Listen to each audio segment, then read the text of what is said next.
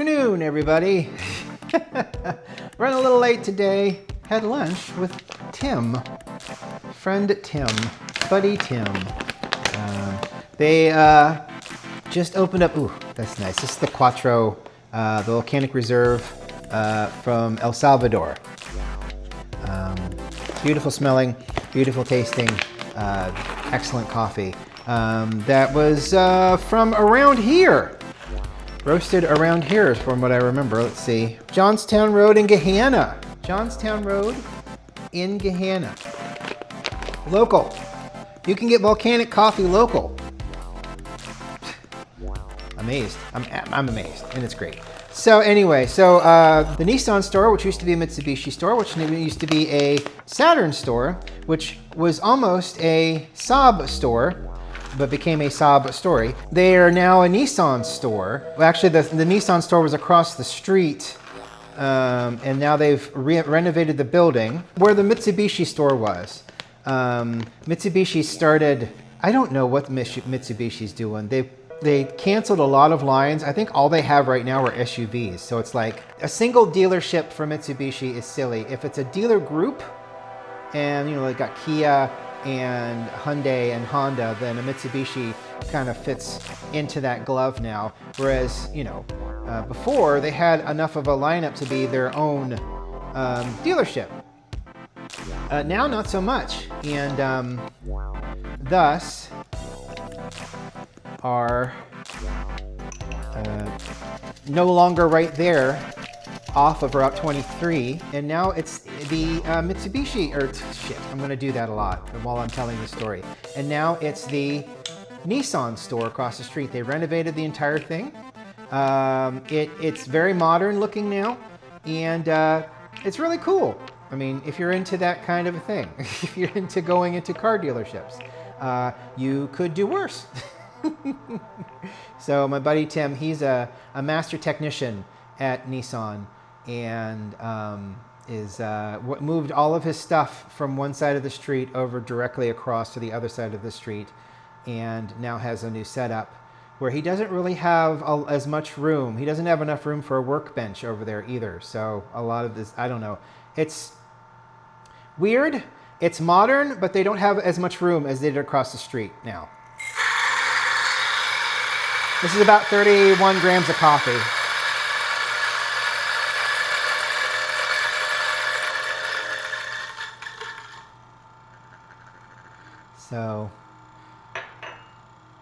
So the new digs look nice. It's just that, as stated, he just doesn't have as much room for a workbench now. And that's kind of sad because he's a master technician. He does a lot of work, and you know, he needs as much room as he can get to do all that work. He was in the middle of a leaf diagnosing the issues and ordering parts when I pulled up to go to lunch with him. So he showed me that. I used to work there. I worked in parts, and I worked as a front desk receptionist, and I worked in the wash bay at Nissan.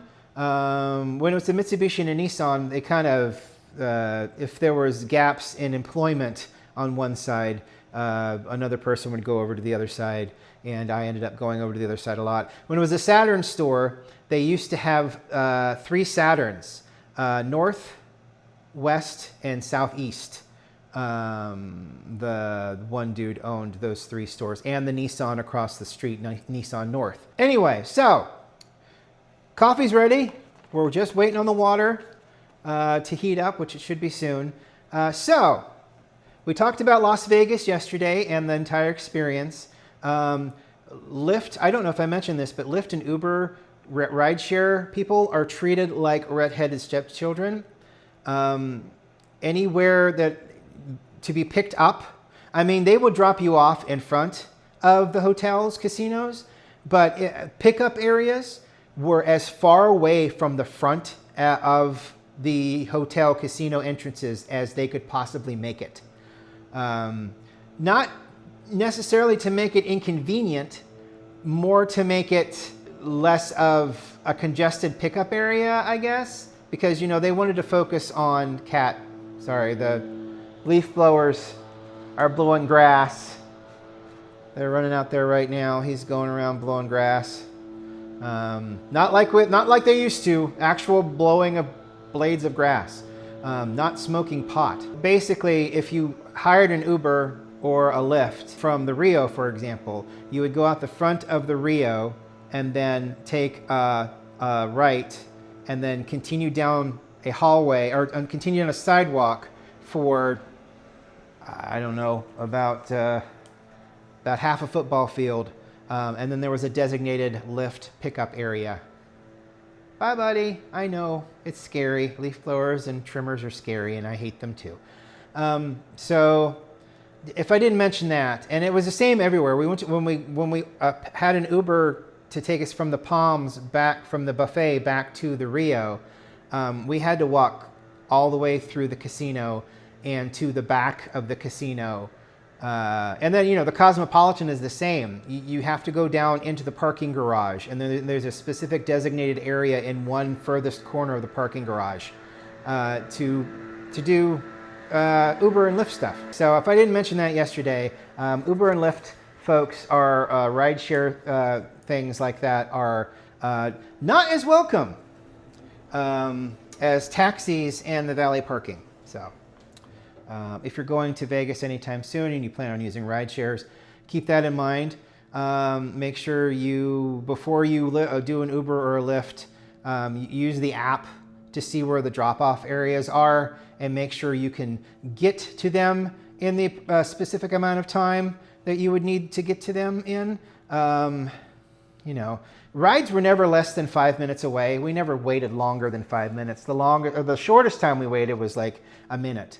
So if you're in Vegas and you're doing that kind of stuff, you're not too far away from a Lyft or an Uber to get you where you needed to go. I tried to use Lyft as much as I could, even though I think Uber and Lyft are kind of the same thing now. I thought, I don't know, it's possible they're not anymore, but things change so quickly. Anyway, so we talked about the Vegas experience yesterday. Now, the Star Trek experience itself, the Star Trek Live Creation Entertainment in Las Vegas, I know that I mentioned yesterday that we probably won't be going back. We won't be going back unless they decide to change venues, because the venue in the Rio, while nice, is the exact same as it was in 2016. Very little's changed. There might be even fewer vendors in the vendors room than there were back in 2016, which, because of everything that happened between then and now, I guess makes sense, but at the same time is really unfortunate. So we're doing these about 100 gram increments. I'll go up to 400 grams. We're at 302 right now. So what's really nice about that is that you don't, I guess if you've never been there before, you don't really expect to be greeted by as many personalities in the vendor's room as you are.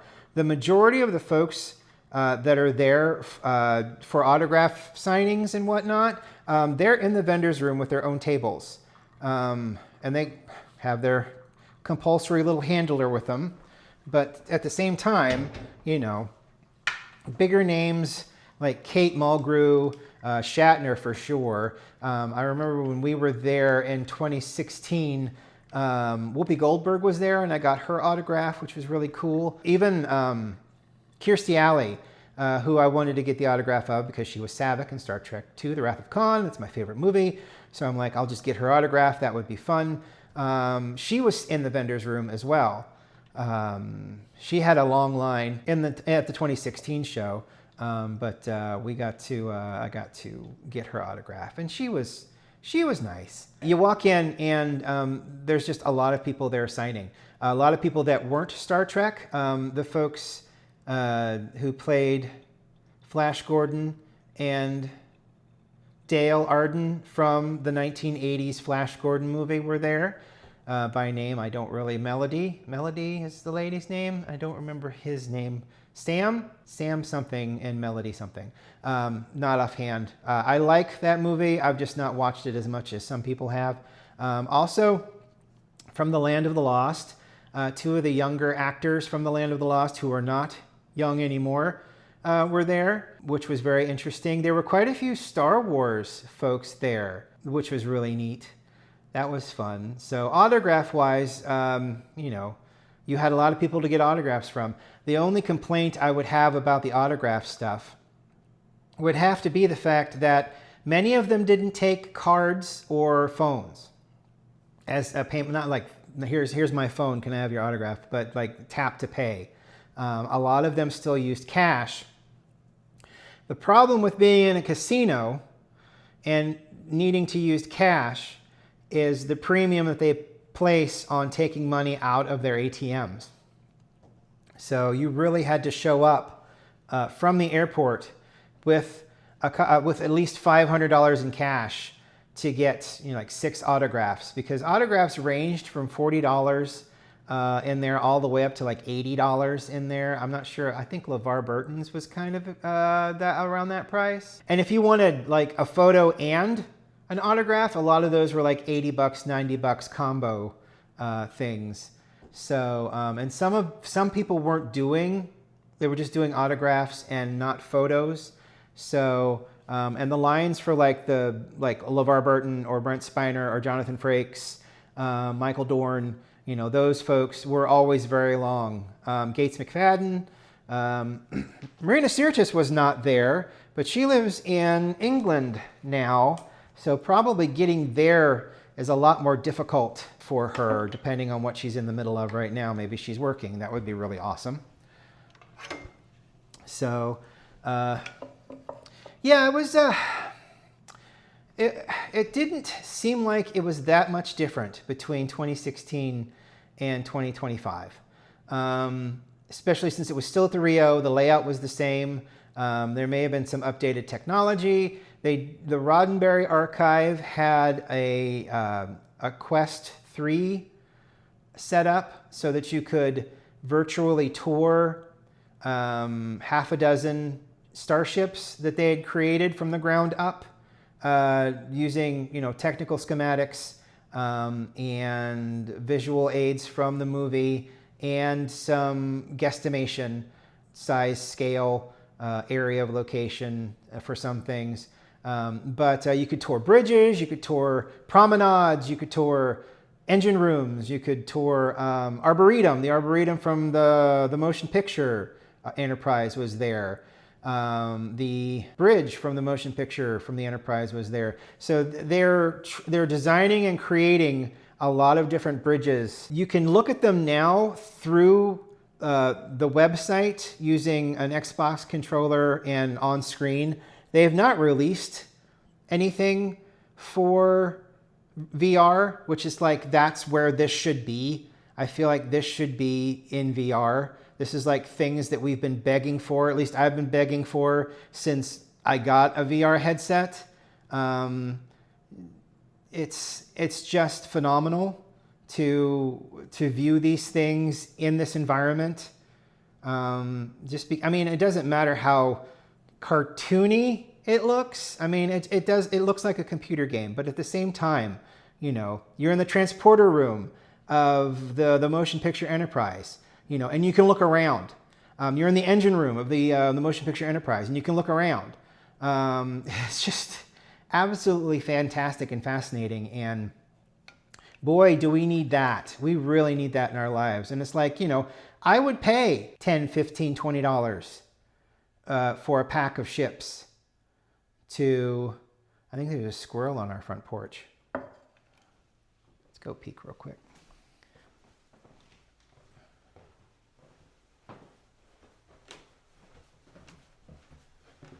Oh no, it's a package. I thought it was a squirrel. When did that arrive? Huh, weird. Anyway, sorry, it popped up on the TV. There's a package at your front door, or there's something at your front door, and I'm like, well, that's usually the squirrel, because it rained last night, and the squirrel that lives out here loves to come up on the front porch and kind of splooch out in the puddle that's created on the front porch, which unfortunately is going to go away next week or the week after, because we've got contractors coming to recoat and seal the front porch, and not only a different color, but they're going to fix that low spot, so there's not any puddling anymore, hopefully. So I thought it was a squirrel. It's not a squirrel, even though I still was distracted by it. The problem, I think, with me personally, I can't speak for anyone else, is that you pay $400 for a copper package. That includes an assigned seat far enough back to make it seem like you don't have an assigned seat. You get a little collector's coin, which I will admit, kind of neat. And admission into the whole thing. I mean, you get the admission with general admission. You still get a seat in the big theater, the Leonard Nimoy Theater, but it's back in the general area. And I don't see the benefit, unless you have poor eyesight, of getting closer to that stage, because they broadcast everything on two big monitors above the stage of what you can see. Plus, you're in the room with them anyway, and you can hear them talking. And you still have the same opportunity for questions that everybody else has if you can get up to the microphone, quick enough, and hope that the person in front of you doesn't go on a 2-minute diatribe about something, which is something that happened. We went to a lot of panels. We went to a lot of panels in the smaller rooms. There was the DeForest Kelley room that was no assigned seating and was large and had a nice stage. Regardless of what ticket you bought, you could get close enough to any panel that you wanted to go see. And then there was the VIX lounge that was more, it had a small stage set up, but it had more like tables, round tables set up in the back where people could drink and eat food. And then it had seats in front of the stage that you could line up and look and watch, and that was really cool. And those were kind of the two that we focused on, the DeForest Kelley one and VIX Lounge, because it was more intimate, number one, and number two, it was less focused on the casts and crew who were basically rehashing stories and talking about the same thing they've been talking about for God knows how many cons. Instead, you go and watch the two main stars of Flash Gordon on the stage talk about, of course, the same thing they've been talking about for the past, 40, 45, 50 years. At the same time, 40 years, because I'm not 50 yet, you still get some named stars coming to those smaller stages. It's like they had a Lower Decks panel where they had the director and the man that orchestrated the music, and then the technical director for Lower Decks there talking about making stuff. And here comes Tawny Newsome, who plays one of the main characters, and I've not watched Lower Decks enough to remember their names, but she plays one of the main characters, Tawny Newsome, on Lower Decks. And fascinating, fun to talk to. She they call it crashing the panel. So she kind of just showed up, and she sat down out in the audience, and I looked over at Jonathan, and I said, "Hey, that's Tawny Newsome." And then she just walked up on stage, and they're like, "Oh shit, there's Tawny Newsome. Okay, come and sit. Let's get you a microphone." So that was kind of fun because she added a lot of flavor and talking and stuff like that to the conversation. Even though it was a really lively conversation, and I'm really sorry that Lower Decks got canceled. Paramount just doesn't know what the hell they're doing, and I don't know if the new owner, whose father is one of the richest people in the world, is going to make that any better or any worse. I mean, it couldn't get worse. It just could stay the same, I suppose. I don't know. We'll have to see. Somebody needs to do something. Anyway, one of the panels at the VIX Lounge was for the Planet Society. Robert Picardo, who plays the Doctor on Voyager, is one of the head chairmen on the board for the Planetary Society. And they are a nonprofit who does a lot of stuff to help fund NASA and other space exploration kind of programs. And they were talking about how the budget for NASA coming up is incredibly dire because they want to cut an incredible amount from NASA, where NASA only, the budget of NASA is not a tenth of the budget that our military has. So they're going to cut more funding, which means a lot of the planetary exploration, a lot of the space exploration we're doing with satellites, they're just going to dwindle and go out. So they were talking about that. And, you know, they passed it around for questions. They had, Tim Russ was also there. Tim Russ is Tuvok on Voyager and an incredibly vocal anti-Trump, anti-authoritarian person, at least when I was following them on Twitter. I'm not on Twitter anymore. I haven't been on Twitter for a while. But at least when I was following him on Twitter, he was very, you know, like F this and F that, which was absolutely refreshing. They were sitting together, and Tim Russ is an avid stargazer, astrologer, or astronomy, one of those two, whichever one is not the you're a Sagittarius and here's your forecast. The one that where you look up into the sky and look at all of the stars and planets. And I was going to ask him what his favorite thing to look for in the sky is. I didn't get a chance to, and he didn't get many questions. He seemed like he was just there to be like, Tim Russ is here. And he really, the vibe he gave off of it as he was sitting there was very, yeah, I'm just here. Nobody's asking me any questions. Everybody that stood up to ask a question didn't ask a question. They just went on and on and on about the Planetary Society and NASA and stuff like that. And hang on. This is really good through the Chemex. It's actually quite sweet. It's actually interesting because the brown sugar and the caramel and the chocolate, it's a very sweet, if you let it sit and mellow for as long as I've let it sit and mellow, it's still quite warm. It's not boiling hot, but it's not tepid. It's still, you know, it's still higher than my current body temperature. And it's so sweet and delicious. 65 in the Chemex, perfect. If you happen to see this around town, Volcanic Reserve, Black Label, Single Origin, Whole Bean, El Salvador, San Miguel Volcanic Region. The elevation is 4,100 feet. It is a medium roast. I think it was $25 for a pound. Absolutely delicious. And in this application, probably the nicest. I mean, I don't mind the kick-ass coffee from Hawaii, but I think this tastes a lot better.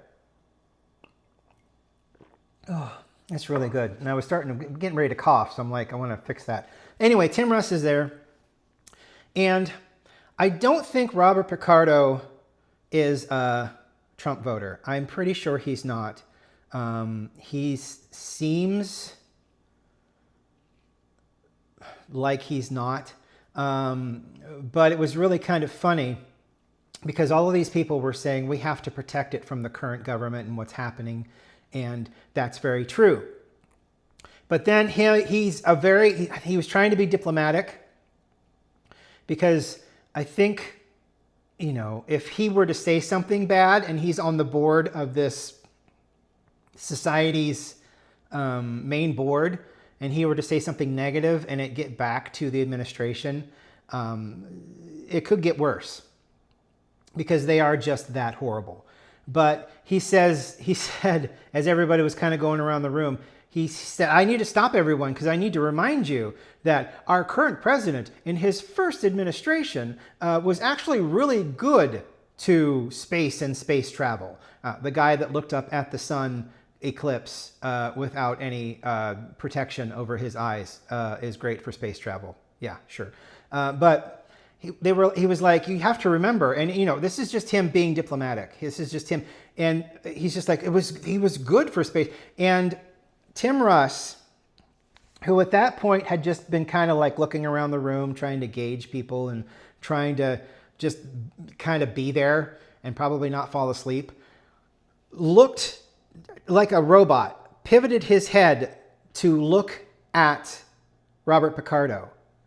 And I am almost 100% sure before they came out for this panel, he knew that they were going to talk about the budget and what the government's doing with the budget. Somebody must have tapped him on the shoulder and say, please don't say anything untoward, because the current administration at any point could just, decimate even worse, because they are that petty and cruel and backwards and that much of assholes. That's somebody must have poked him and said, hey, we got to be diplomatic a little bit, or at the very least, if you can't say anything nice, maybe just say nothing at all.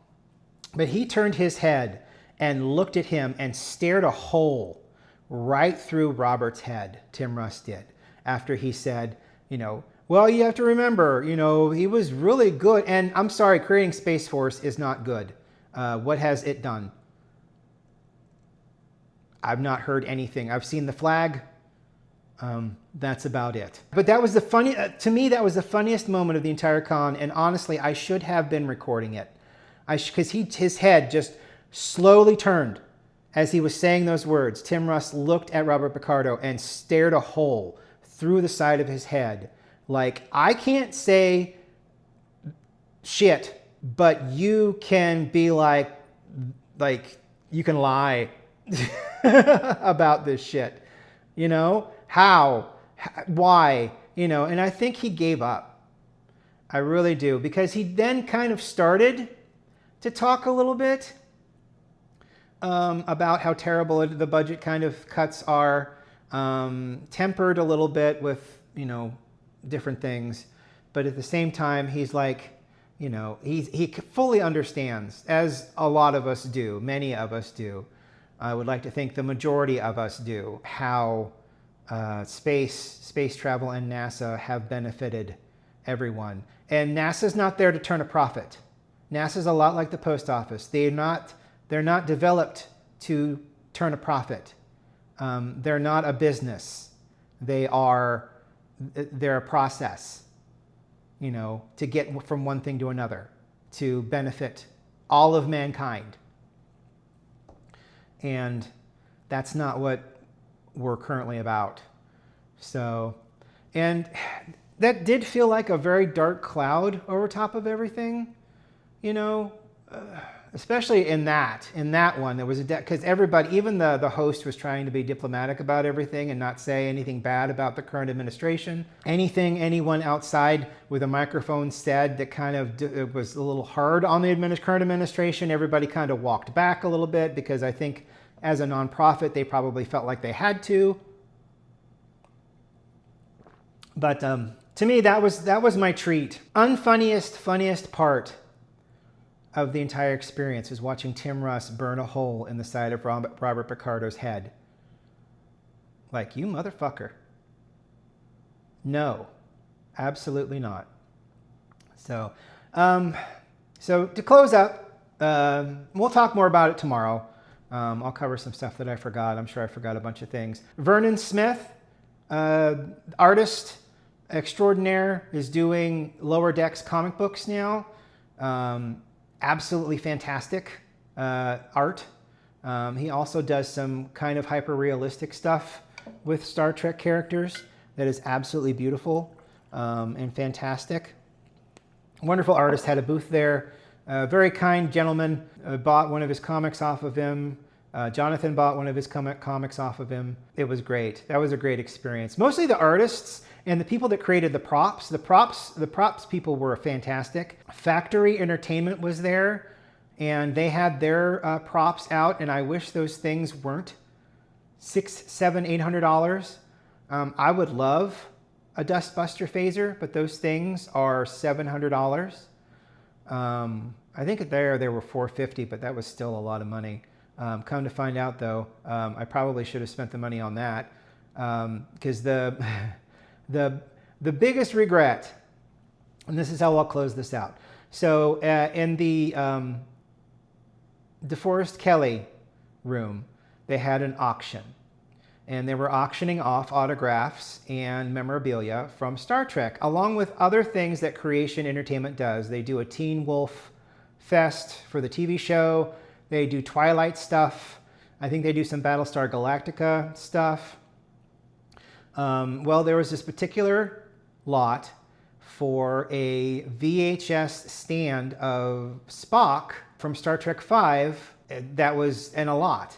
Included in that lot was a signed framed picture of Marina Sirtis and a giant signed picture of Nichelle Nichols. And I'm like, that's really awesome. And later I'll do a quick post about the autographs that I got in the lot, because I bid and I did not expect to win. It was $300. I just raised my hand. I'm like, sure, that looks great. I would love to have that. Fully expecting someone else to go, I want that more. No, nobody wanted that more than $300. So I spent $300 on an auction, and it had this life-size stand-up cardboard from the 80s of Spock in his uniform. That held Star Trek 4 and 5 VHS tapes, probably at some video store somewhere. Also came with a really large framed picture of Marina Sirtis that was signed at the bottom, and then an even larger picture of Nichelle Nichols, hand signed by Nichelle. I was excited about that. And then he started throwing other shit in there. He's like, oh, I've got these 2 Twilight pictures. I don't know who these people are. I'll throw them in there. Here's this Teen Wolf con signed thing from actors. Like there's like 5 actors on there. I don't know who they are. So he threw it in there as well.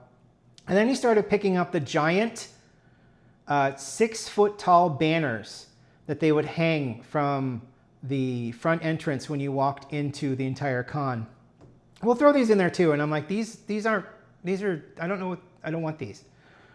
So those found their way into a trash can, because I don't want Sulu's giant face in my collection downstairs. Or there was some woman from the Vampire Diaries, giant, I want to say like 4-foot by 4-foot canvas thing. Like I don't want this. So, but it was $300. And then when I went to the FedEx store to send it with me, because it was all too big to put in any suitcase I would have brought with me, because I'm an idiot. I sent it via FedEx home. It'll be here by Friday, and that costs an additional $300 to send it via FedEx, because the FedEx was the only store that was in there, and they knew it, so it was a premium to send anything anywhere. I was fine to do it. Even now, I'm fine to do it. At that point, I did have some buyer's remorse, but I'm like, that was stupid. Why did I do that? How am I going to get this home? And it's like, well, we can go to the FedEx store, but I know it's going to cost a fortune. I didn't think that it was going to cost the exact same amount that I paid for it to send it, but that was absolutely the case. And when it shows up, I'm going to do a video on it. But anyway, they had an auction. They had a lot, and if I'd arrived 15 minutes later, I would not have bid on that, and it wouldn't be happening. So it is happening. And it will be arriving on Friday, because I chose FedEx Ground, slow AF, and we'll see. I watched them, God, the more it mellows, the longer it is, the sweeter it gets. It's so nice. As it stands, I don't really want to go back. I think if you can go once, I would highly suggest, and this is just from my own personal, I mean, if you want to be there for 5 days the first time, you may find enough to do to make 5 days workable. And we were exhausted. And then, Friday came, and I think we were both like, yeah, this has been great and it's been fun, but I would really like to go home now. So general admission, I think, would be the best bet if you wanted to go to the con and experience Vegas. And I would just do 3 days, whether it's Wednesday, Thursday, Friday, or if it's Friday, Saturday, Sunday. Friday, Saturday, Sunday would be your best bet if you want autographs, because a lot of people are there Friday and Saturday. Some people don't show up until Sunday as well. So you've got that going for you. If you want to just explore the vendors area and all of the attractions, I would suggest like Wednesday, Thursday, Friday to have the fewer amount of traffic possible. I will say though that vendors there were changing what they put out as more people showed up to the con, because they knew more people would want to buy the higher end stuff, because nothing there was cheap. And I've gone on for way too long. And anyway, thank you for watching today. I really appreciate it. I'm sorry it's late. My friend Tim said this morning, hey, you want to come over see the new shop and have lunch? And I'm like, hell yeah, let's do that. That would be amazing. Because hanging out with Tim is the best. So I'm glad I got to do that, and I'm glad I got to come back and do this coffee for you and talk about it a little bit. And now I'm going to go to the gym and work off the 1,000 calories I just ate at Huey Magoo's chicken. So go team. Thank you for watching. I appreciate it. If you have any questions, I can try to answer them. Feel free to down below to say words. Also, feel free to like and subscribe. I don't say that normally. This is the first time in like 2 years that subscriptions, people subscribed, have kind of started going down, and I'm actually seeing a negative number now. 2 people have gone away, even though I'm still at like what 925 overall, which I've been holding strong at for a while. Some people have come, some people have gone. So, and I've lost more people that have come on. So, you know, subscribe. What could it hurt? This is how it is every morning. Go back. I have 2 years worth of coffee. You can watch my journey. You can hear me complain about my old job when they laid me off. You can hear me complain about that same old job when they attempted to rehire me. And then you can hear me complain about the job when they did not meet my expectations and I said, no, thank you. It's all fun. You know, it's all fun and games. Thank you for watching today. I really appreciate it. We'll be back tomorrow, wrapping up any loose ends that I might have to talk about. And yeah, and answering any questions you might pose. Thank you. We will talk to you tomorrow. Have a great day. Bye.